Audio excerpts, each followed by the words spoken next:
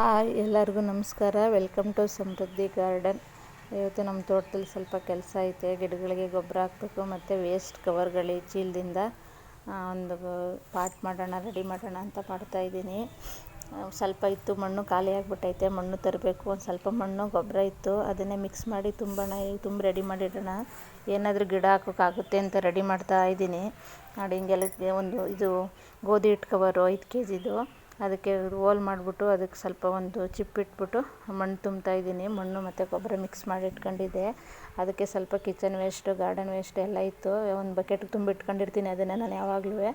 ಅದನ್ನು ಸ್ವಲ್ಪ ಹಾಕ್ಬಿಟ್ಟು ಅಲ್ಲೇ ಅರ್ಧಂಬರ್ಧ ಕೊಳ್ತೋಗಿರುತ್ತೆ ಬಕೆಟಲ್ಲೇ. ಅದನ್ನು ಸ್ವಲ್ಪ ಹಾಕ್ಬಿಟ್ಟು ಮೇಲೆ ಮಣ್ಣು ಹಾಕ್ಬಿಟ್ರೆ ಫುಲ್ ಎಲ್ಲ ಒಂದು ತಿಂಗಳಷ್ಟೊತ್ತಿಗೆ ಎಲ್ಲ ಕೊಳ್ತೋಗಿರುತ್ತೆ. ಆಮೇಲೆ ಯಾವುದಾದ್ರೂ ಗಿಡಗಳನ್ನ ಹಾಕೋಣ ಅಂದ್ಬಿಟ್ಟು ರೆಡಿ ಮಾಡಿಡೋಣ ಅಂತ ರೆಡಿ ಮಾಡ್ತಾಯಿದ್ದೀನಿ.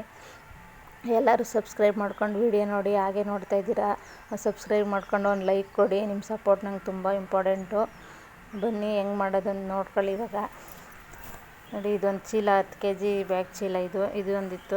ಇದಕ್ಕೂ ರೆಡಿ ಮಾಡಿ ಇಡ್ತಾಯಿದ್ದೀನಿ. ಟೊಮೊಟೊ ಗಿಡನೋ ಅಥವಾ ಯಾವುದೋ ಒಂದು ಗಿಡ ಇಡ್ಬೋದು. ಹಿಂಗೆ ರೆಡಿ ಮಾಡಿ ಇಟ್ಕೊಂಡಿದ್ರೆ ಅದೆಲ್ಲ ಅಷ್ಟೊತ್ತಿಗೆ ಕೊಳ್ತು ಗೊಬ್ಬರ ಆಗಿರುತ್ತೆ. ನಾವು ಗಿಡ ಹಾಕೋ ಅಷ್ಟೊತ್ತಿಗೆ, ನಾವು ಗಿಡ ತಂದಾಗ ಹಾಕೋಣ ಅಂದರೆ ಆವಾಗ ಅದೆಲ್ಲ ರೆಡಿ ಮಾಡಿ ಹಾಕೋ ಅಷ್ಟೊತ್ತಿಗೆ ಹಿಂಸೆ ಆಗುತ್ತೆ. ಅದಕ್ಕೆ ಫಸ್ಟ್ ಎಲ್ಲ ರೆಡಿ ಮಾಡಿ ಇಟ್ಕೊಂಡಿದ್ರೆ ಗಿಡಗಳು ತಂದ ತಕ್ಷಣ ಹಾಕೋಬೋದು. ಎಲ್ಲ ರೆಡಿ ಮಾಡಿ ಇಟ್ಟಿರ್ತೀವಲ್ವ.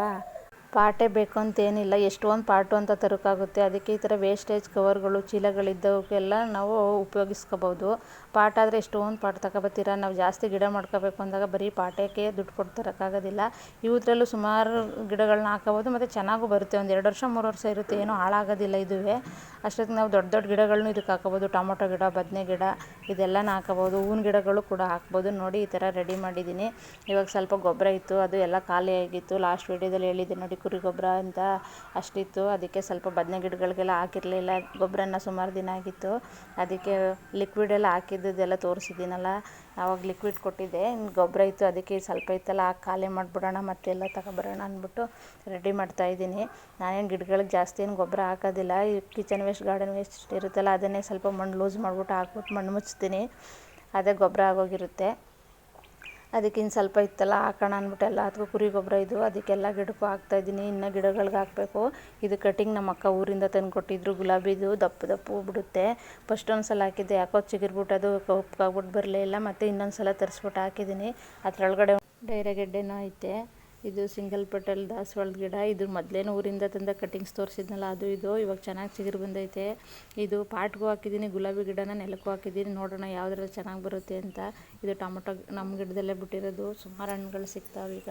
ಇದು ನೋಡಿ, ರೋಸ್ ಗಿಡ ಎಷ್ಟೊಂದು ಮಗ್ಬಿಟ್ಟಿದೆ ಅಂದರೆ ಒಂದೇ ಕಡ್ಡಿಲಿ 30ರಷ್ಟು ಮಗ್ಬಿಟ್ಟೈತೆ. ತುಂಬ ಚೆನ್ನಾಗಿ ಲಿಕ್ವಿಡ್ ಎಲ್ಲ ಕೊಟ್ಟ ಮೇಲೆ ಹಿಂಗೆ ಬಂದಿರೋದು. ಎಷ್ಟೊಂದು ಮಗ್ಗು ಬಂದೈತೆ, ತುಂಬ ಚೆನ್ನಾಗಿ. ಲಾಸ್ಟ್ ವೀಡಿಯೋದಲ್ಲಿ ನಾನು ವಿಡಿಯೋ ಹಾಕಿದ್ದೀನಿ, ಯಾರ್ಯಾರು ನೋಡಿಲ್ಲ ನೋಡಿ. ಬಾಳೆಹಣ್ಣು ಮತ್ತು ಅಕ್ಕಿ ಬೇಳೆ ತೊಳೆದು ನೀರಿಂದ ಒಂದು ಲಿಕ್ವಿಡ್ ಮಾಡಿ ಹಾಕಿದ್ದೀನಿ. ಯಾರ್ಯಾರು ನೋಡಿಲ್ಲ ಎಲ್ಲರೂ ನೋಡಿ. ಇದು ಶನಿವಾರದ ವಿಡಿಯೋ. ನಾನು ಶನಿವಾರ ಪೂಜೆಗೆ ಅಂದ್ಬಿಟ್ಟು ನಾನು ತುಳಸಿ ಕಟ್ ಮಾಡ್ಕೊತಾ ಇದ್ದೀನಿ. ಇದು ಪರಂಗಿ ಗಿಡ, ಬೀಜ ಹಾಕಿದ್ದೆ. ಒಂದೇ ಕಡೆ 3 ಗಿಡ ಬಂದೈತೆ, ತುಂಬ ಚೆನ್ನಾಗಿ ಬಂದೈತೆ. ಇವಾಗ ಹೂವು ಸ್ಟಾರ್ಟ್ ಆಗೈತೆ. ಚಿಕ್ಕ ಗಿಡನೇ ಆದರೂ ಹೂವು ಸ್ಟಾರ್ಟ್ ಆಗೈತೆ. ಪ್ರತಿ ಶನಿವಾರ ನಾನು ನಮ್ಮ ಗಿಡದಲ್ಲೇ ತುಳಸಿ ಕಟ್ ಮಾಡಿಬಿಟ್ಟು ಕಟ್ಟಿ ಹಾರ ಮಾಡಿ ಫೋಟೋಗೆ ಹಾಕ್ತೀನಿ. ನಮ್ಮದಲ್ಲೇ 4 ಗಿಡ ಐತೆ ತೋಟದಲ್ಲಿ. ಅದನ್ನೇ ಕಟ್ ಮಾಡ್ಕೊಂಡು ಪ್ರತಿ ಶನಿವಾರವೂ ಆಗುತ್ತೆ. ನಮಗೆ ಎಷ್ಟು ಬೇಕು ಅಷ್ಟು ಕಟ್ ಮಾಡ್ಕೊಂಡು ಹಾಕ್ತೀನಿ. ಒಂದೊಂದು ಮಾರೇ ಆಗುತ್ತೆ.